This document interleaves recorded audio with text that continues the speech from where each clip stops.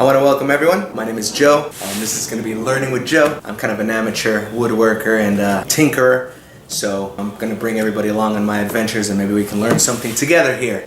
But today, I'm going to do something that I've been dreaming about since I was a wee lad, and that is assembling this here drill press. I got this at Harbor Freight. It's not the best drill press in the world, but when you have a coupon for a drill press for $50, that's hard to pass up. So, without further ado, let's get this thing cracking, shall we?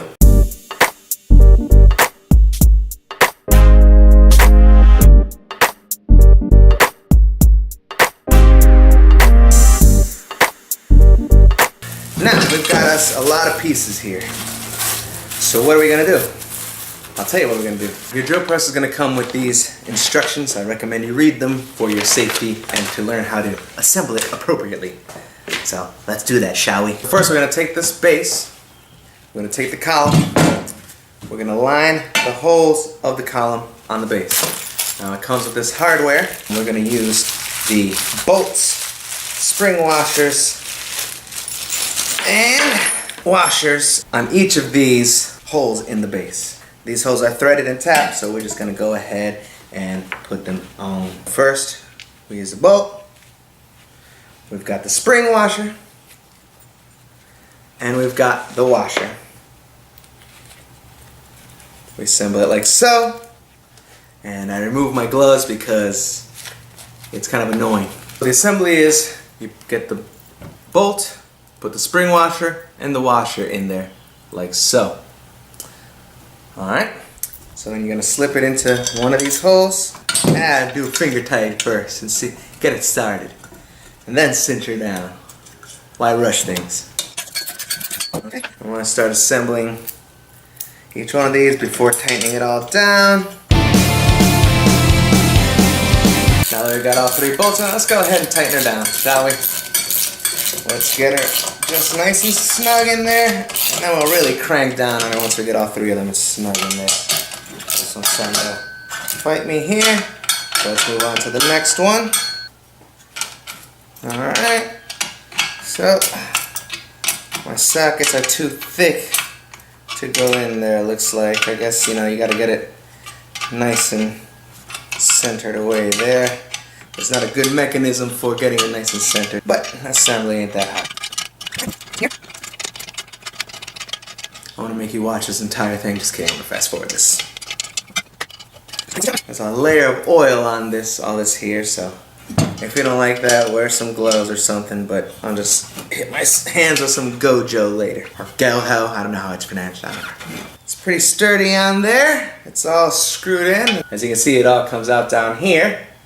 And it's tapped and threaded on. Alright, so on to the next step. Next step is we loosen this pivot lever and slide this bad boy down here.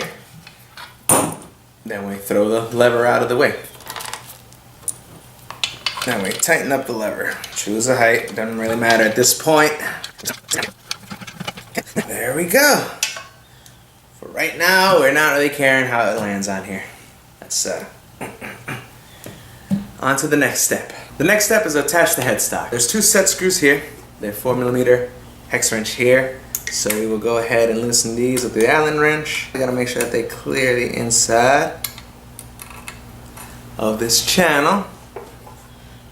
Alright, they look like they're relatively cleared out anyway. We're gonna slide this down on this as far as it goes. They say get an assistant to help you, but it's relatively easy.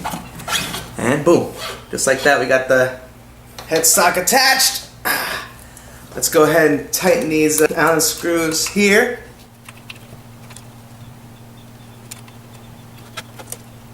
I ain't 100 on what this top set screw is. Looks like, I don't know.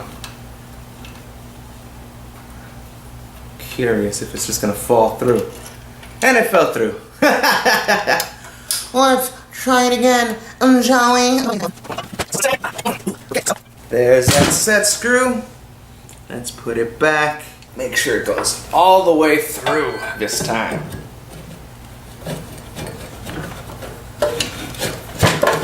There There it is. Alright, that fell a little bit further. Yeah, I caught on the lip. So be careful when you're sliding it down. You may catch on a lip. Now let's try to set this top set screw and boom, it's set. Alright, I'm just gonna kind of take a peek here and kind of just eyeball it to make sure that it's gonna be facing moi. And that'll be good enough for the people I hang out with. We tighten these 2 set screws here to make sure that this headstock stays attached to the old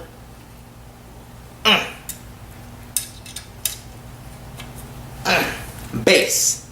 I figure if I somehow break this thing, then we'll just have to refigure it out. But for 50 bucks, you can't complain. Alright, so on to the next step. The next step is installing these handles. Nice and easy. Just grab it and spin it on to this little mechanism here. We've got the handles. We can test for functionality. Looky there. We got us appropriate trowel. There's a little bit of clickiness in it. Yeah, it's not perfectly smooth, but hey, I'm an amateur, so I don't need some professional grade stuff, especially for $50. You cannot complain for $50. Now that we've got the handles installed, these 2 set screws set on for the headstock, this base put together with the old support table here, let's install the chuck. To install the chuck, you basically lift this up to within 6 inches of the top here. I'd say that's good enough for me. I don't know. I'm just eyeballing here. Alright. There you go. And you slap a piece of scrap wood on the table. You want to protect the nose of the chuck. That way it doesn't get all destroyed. Okay. So let's extract the old chuckaroo from this here box. And here it is. Chuck and chuck key. Chucky! What we gotta do is we gotta open up the chuck. You can use a chuck key, or you can just spin it like this. The manual says use a chuck key, but that's a lot faster for me right now. Then you're gonna take the spindle, or the chuck, sorry. And you're gonna put it on top of your piece of scrap wood. You're gonna lower the handle, pushing the face of that into the piece of scrap wood. So you want to kill that piece of scrap wood, but not kill your chuck. Alright. Alright, I think that's good. And just give me a little dent in the piece of scrap wood. That's fine. That was to protect this bad boy. This is the important piece for us here. So, alright. That seems to be it. And now we have a fully assembled Central Machinery Harbor Freight drill press. Alright. Now that we got this thing assembled, let's do a test cut, shall we? I'm going to drop this table here a little bit. We can use the old chuck key here and open up these jaws.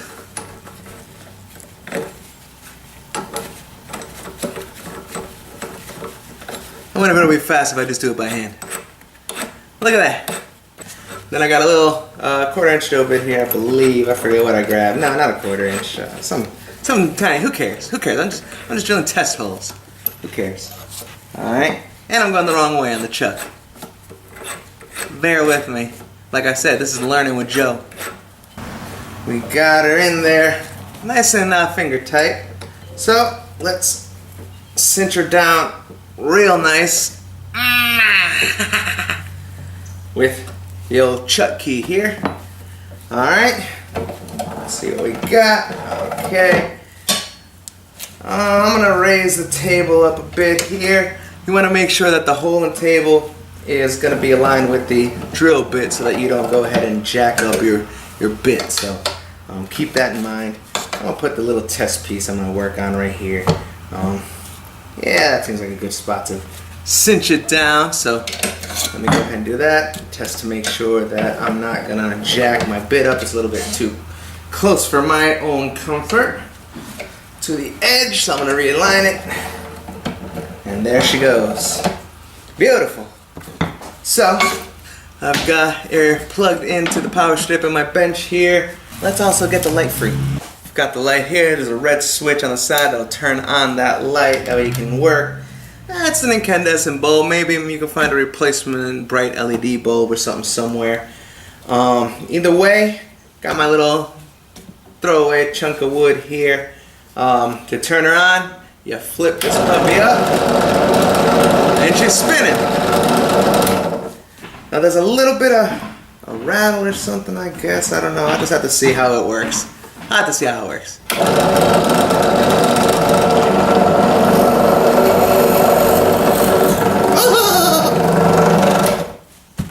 It pulled up my piece. Let's try it again, but with like a clamp on it or something. That way I don't scream like a girl. Got us a clamp. Let's clamp down the workpiece. That way it's safe to operate. And let's try her, shall we?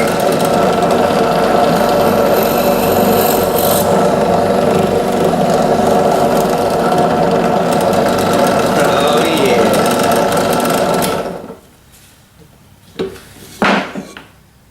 Okay.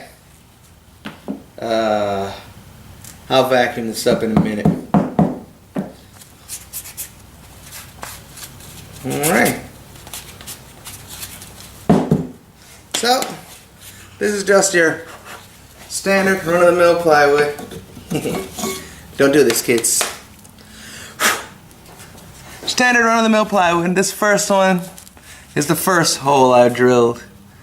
Kind of pulled the piece off, so there's like little bits of gunk in there. The second one came on nice and clean. A little quick sanding, you know, and it'll do it nice. There was no blowout on the other side that I could see. You know, I was going at a relatively low speed, I reckon. So, yeah, it seems to work fine. Look at that. Wow, I can see ya. That's fun. That's a lot of fun. Boop! Holla! Well, I didn't have it clamped. So you can see there was a little bit of blowout. There's a little, it's kind of tore right there. Maybe you can't see it that well on the camera. I don't know. But the other hole was beautiful. Beautiful, nice and perfy. Now you may wonder to yourself, how in the world do I adjust this thing? It's 5 speeds. How do I adjust the 5 speeds? It's got a chart that tells you what combination of belt pulley you need in order to make whatever RPM you want. A low RPM with a lot of torque there, or high RPM with not so much. This goes from 760 to 3070 RPM. It may look a little goofy, lifting up and down this thing here with your hand, right? Came with a little knob, little washer. Put the washer through the knob, slip that out this way, take the knob,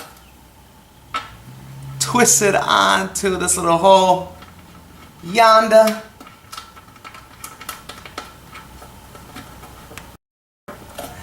and ta-da! You've got yourself a little plastic knob. How long that knob will last, the Joe, only time will tell. I'm thrilled. I'm thrilled. 50 bucks. This is pretty exciting times. I've been wanting a drill press since I was tinkering when I was a wee lad, building computer cases and that kind of stuff. So having one for my projects now is pretty exciting. So let's get to working on some projects, shall we? This has been Joe here, aka Original T Raven, assembling the Central Machinery 5-speed 8-inch benchtop drill press. Thank you for watching. The next... Hello, it's me. Hello. Alright. This messy area clean, pretend like I actually know what I'm doing here. Let's go ahead and cut a 1-inch hole 1-inch hole into our piece of wood here. So we can use the alright. And then we try to shove our Forstner bit in there and realize that it's too big. Happy, happy, joy, joy.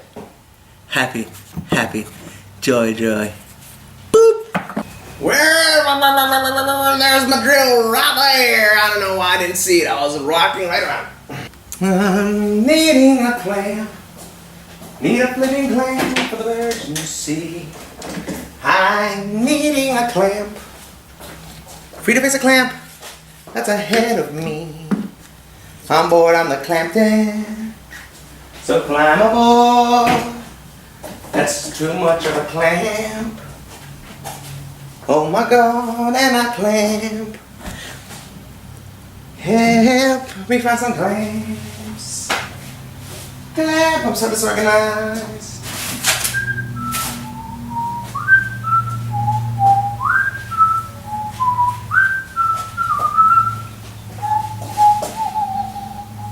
Oh, they are where I thought they were in the first place, just hidden behind a different box. Good times. Good times. Mail person.